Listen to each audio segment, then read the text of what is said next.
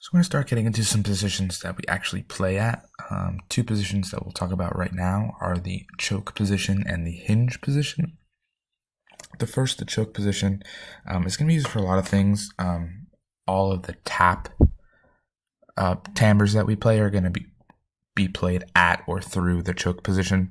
So it's really important because we play a ton of tap notes. So super important thing to know. So let's break it down a little bit.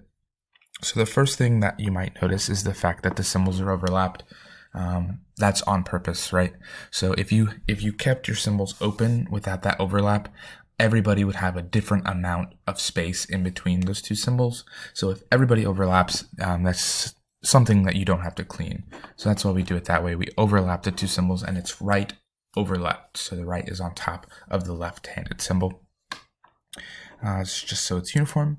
And that's pretty much it. One thing to know, especially with if any of you are particularly small people, this position is a little bit harder.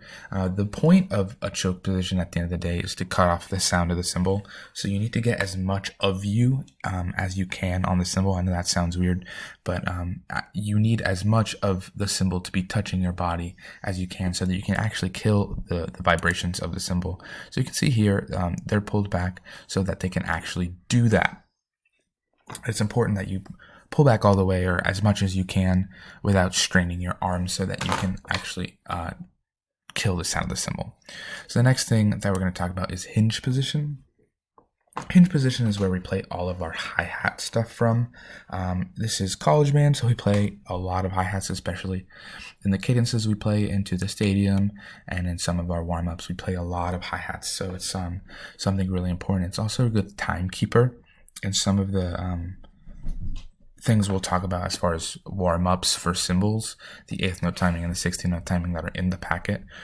A lot of the times they're going to be played at hi-hat just because it's easy to play, easy to keep time with.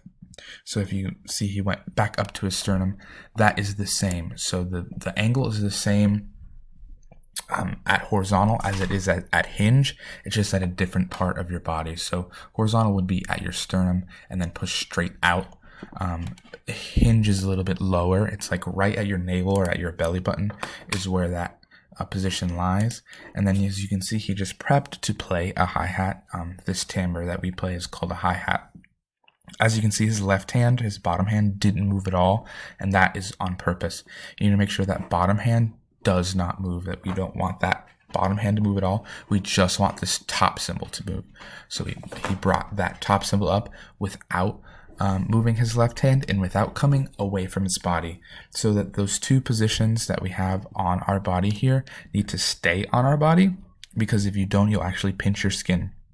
So you need to make sure you actually give it some pressure on your body so you don't pinch yourself, and then you can raise and lower that cymbal to play a note.